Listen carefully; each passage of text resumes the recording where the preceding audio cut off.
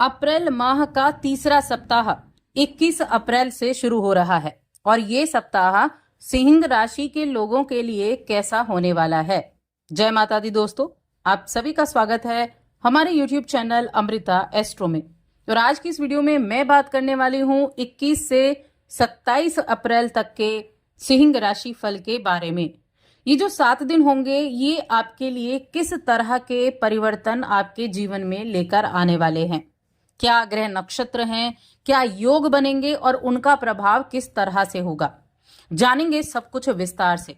आगे बढ़ने से पहले छोटा सा निवेदन, चैनल पर पहली बार आए हैं, अभी तक चैनल को सब्सक्राइब नहीं किया है तो सब्सक्राइब जरूर कर लें। कुंडली दिखाना चाहते हैं तो स्क्रीन पर या डिस्क्रिप्शन में आपको नंबर मिल जाएगा। तो देखिए, ग्रह नक्षत्रों की अगर बात की जाए इस सप्ताह में तो सूर्य अपनी उच्च राशि मेष राशि में विराजमान है। आपकी राशि के स्वामी अपनी उच्च अवस्था में बैठे हुए हैं, तो ये आपके लिए एक पॉजिटिव चीज होगी। इसके साथ ही मीन राशि में शुक्र, बुध, राहु और शनि चतुर्ग्रही योग बना रहे हैं और उसके साथ लक्ष्मी नारायण योग भी बना रहे हैं। केतु कन्या राशि में बैठे हैं, गुरु वृषभ राशि में विराजमान है। साथ में चंद्रमा की अगर बात की जाए, चंद्रमा की स्थिति हर 2.5 दिन में चंद्रमा राशि बदलते हैं। तो जब सप्ताह शुरू होगा चंद्रमा मकर राशि में होंगे, उसके बाद मकर के बाद कुंभ, मीन, मेष और वृषभ। इस दौरान इन राशियों में चंद्रमा की स्थिति रहेगी। जो सप्ताह का अंतिम दिन होगा उस दिन वृषभ राशि में चंद्र और गुरु की युति से गज केसरी राजयोग भी बनेगा। इस राजयोग का कई तरह का प्रभाव आपको शुभ तरीके से देखने को मिलेगा। चलिए अब जानते हैं विस्तार से इस सप्ताह के राशिफल के बारे में। तो यहां अगर हेल्थ की बात की जाए तो आपके राशि के स्वामी अभी उच्च अवस्था में चल रहे हैं। बृहस्पति आपके 10वें घर में चल रहे हैं, 10वें घर में बैठकर चौथे को देख रहे हैं और साथ में आपके द्वितीय भाव को। तो यहां स्थिति आपकी अच्छी रहेगी, यानी हेल्थ आपकी अच्छी रहेगी। हेल्थ में आपको सुधार देखने को मिलेगा। अगर आप काफी लो फील कर रहे थे तो ये सप्ताह आपकी खोई हुई ऊर्जा को इकट्ठा करने का काम करेगा, यानी कि एनर्जी लेवल अच्छा रहेगा जो आपके बेहतर तरीके से जीने में आपकी मदद करेगा। इस समय अवधि में आप अगर किसी ऐसी चीजों से जुड़े हैं, आप कोई स्पोर्ट्स पर्सन हैं, आप स्पोर्ट्स खेलते हैं, आउटडोर गतिविधियों में बढ़ चढ़कर हिस्सा लेते हैं, तो उन लोगों के लिए बेहद सकारात्मक सप्ताह रहने वाला है। पॉजिटिविटी आपके लिए इस सप्ताह में जरूर देखने को मिलेगी। प्रेरणादायक आपका व्यक्तित्व रहेगा। एक लीडरशिप की भूमिका में इस सप्ताह में आप रहेंगे और आपके सुझावों को महत्व भी मिलेगा। लेकिन एक चीज का ध्यान रखना है इस बीच में, चाहे आप बिजनेस करते हैं, नौकरी करते हैं या आप एक स्पोर्ट्स पर्सन है, नहीं काम कोई भी करते हो, अहंकार को बीच में नहीं आने देना है। जहां अहंकार आएगा वहां दिक्कतें आपको देखने को मिल सकती हैं। ये सप्ताह आपके लिए अचानक से लाभ के योग भी बनाएगा और करियर को लेकर जो भी निर्णय लेंगे वो आपके लिए शुभ फल देने वाला रहेगा। देखिए, सप्ताह की जब शुरुआत होगी, अगर आप बृहस्पति को अगर आप बुध देव को देखें तो वो मीन राशि में है और नीच के थे, लेकिन नीच भंग हो गया उनका। शुक्र उच्च राशि में है, शुक्र की राहु से भी मित्रता है और शुक्र की शनि से भी मित्रता है। अब राहु शुरू से ही धन का बुद्धिमता से प्रयोग कर पाएंगे, प्रबंधन कर पाएंगे। अगर नौकरी पेशा जातकों के लिए देखा जाए तो मध्य भाग जो रहेगा सप्ताह का वो सबसे ज्यादा शुभ रहने वाला है। और जो किसी तरह के कंपटीशन से जुड़े हुए हैं उनके लिए कुछ ना कुछ ऐसी गुड न्यूज भी मिल सकती है इस सप्ताह में। कोई ना कोई अच्छी खबर आपको देखने को मिल सकती है। मन बड़ा प्रसन्न रहेगा। जीवन में कई तरह के बदलाव आपके लिए दिखाई देंगे।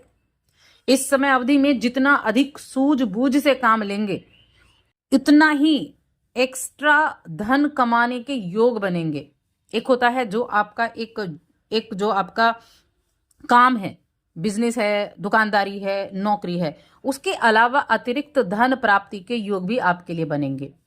इसके लिए आपको सही रणनीति बनाने और उसी के अनुसार कार्य करने की आवश्यकता होगी, जरूरत होगी। पारिवारिक सदस्यों के साथ सुकून भरे और शांत माहौल का लुत्फ उठाते हुए दिखाई देंगे। अगर कोई भी व्यक्ति आपके पास किसी परेशानी के साथ आता है तो उसे नजरअंदाज नहीं करना है।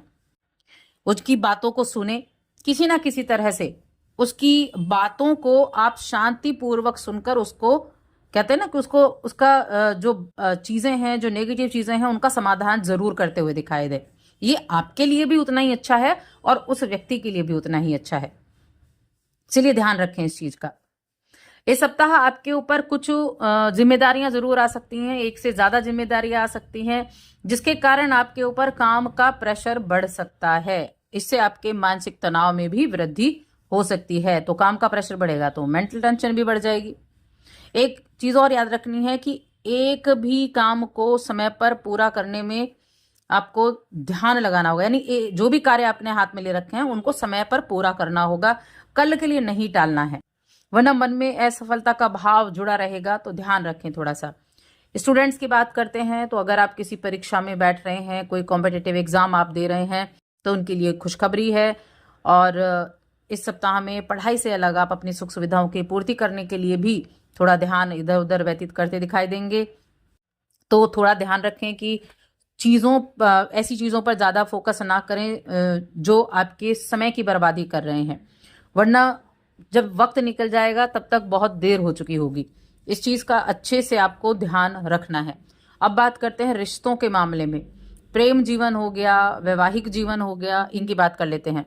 तो देखिए, पारिवारिक जीवन में खुशियां मिलेंगी और वैवाहिक जीवन आपका ठीक ठाक रहेगा। प्रेम जीवन के मामले में भी अगर देखा जाए तो सिंह राशि के जातकों के लिए बृहस्पति होते हैं प्रेम जीवन के स्वामी और 10th में है, तो यहाँ स्थितियां जो है वो ठीक ठाक बनने वाली हैं। वैवाहिक जीवन के लिए भी, प्रेम जीवन के लिए भी, दोनों ही चीजों के लिए यहाँ अच्छा है। पारिवारिक स्थितियां अच्छी बनती हुई दिखाई दे रही हैं।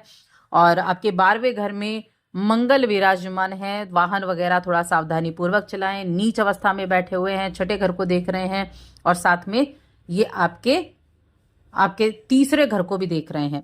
तो एनर्जी तो रहेगी आपके अंदर और साहस भी रहेगा, नए एफर्ट डालने के लिए भी आप तैयार रहेंगे। आपके जो छोटे भाई बहन हैं उनका सपोर्ट भी आपको मिलता हुआ दिखाई देगा, उनके लिए भी आप सपोर्टिव काफी रहने वाले हैं। कहीं ना कहीं यात्राएं भी आपकी रहेंगी, या यात्राओं से जुड़ा काम करते हैं तो उनसे भी लाभ मिलेगा। कमीशन से जुड़ा काम करते हैं तो उनसे भी चीजें जो है वो ठीक ठाक रहने वाली हैं। मीडिया से जुड़ा काम करते हैं तो वहां भी चीजें ठीक रहने वाली हैं। तो इस समय अवधि में आपके लिए चीजें जो हैं कई मामलों में अच्छी रहेंगी। अब उपाय की बात कर लेते हैं, क्या उपाय आपको करना चाहिए। तो देखिए, उपाय के तौर पर सबसे पहले तो हनुमान जी की आराधना करना, या तो हनुमान चालीसा का पाठ करें या फिर आप सुंदरकांड का पाठ या बजरंग बाण का पाठ आप कर सकते हैं। इनमें से एक पाठ तो आप जरूर ही करें। सूर्यदेव को प्रतिदिन अर्घ्य जरूर दें और साथ ही चैनल को सब्सक्राइब कर लें।